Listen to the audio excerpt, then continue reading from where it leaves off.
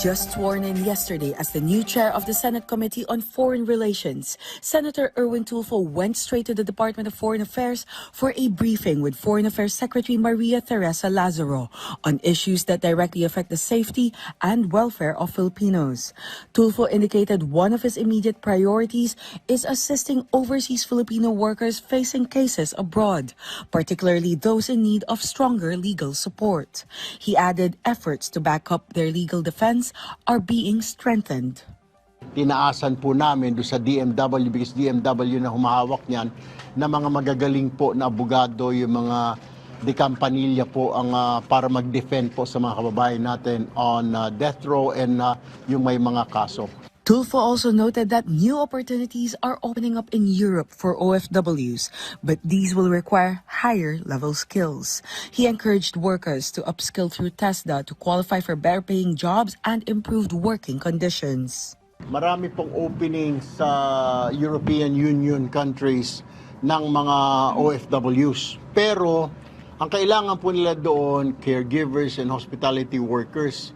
So the suggestion is, maybe pag bumalik dito yung OFWs, they have to go sa upscale sa TESDA for being as caregivers. Kasi malalaki ang sweldo eh. Meanwhile, Tulfo admitted that the recent word war between the Embassy of China and several senators has affected the pace of diplomatic talks. He said the rhetoric should ease for now, especially to help accelerate the conclusion of the Code of Conduct being finalized with other claimant countries. Baka natigil yata nung, to my understanding, base sa explanation ni Secretary ng DFA, na dahil doon sa rhetoric ng parehong grupo, kabilang grupo, yung banatan, baka natigil, natenga yung pag-aayos ng Code of Conduct. Ang target natin, hopefully in 10 months, matatapos yan around November, December. Tulfo also pointed out that in some instances, the situation at the West Philippine Sea has been calmer as resupply missions continue.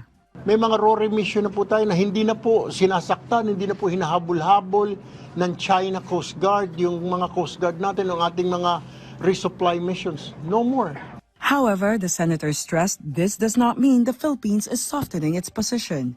He said discussions should remain issue-based with language more measured and with open lines of communication so the procedures and dialogues are not derailed.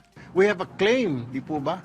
May claim ho tayo, hindi naman natin pwedeng itikom ang bibig natin na sabihin natin na tama na, di ba, pag sinabi sa atin. Di hayaan din ho natin sila sabihin lang, hindi, kasi amin yan.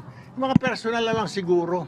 Coordination between the Senate and the DFA is expected to continue as ways and means to ease the tensions between the Philippines and China are being explored without compromising the national interest. Denise Osorio for the National Television Network for a new and better Philippines.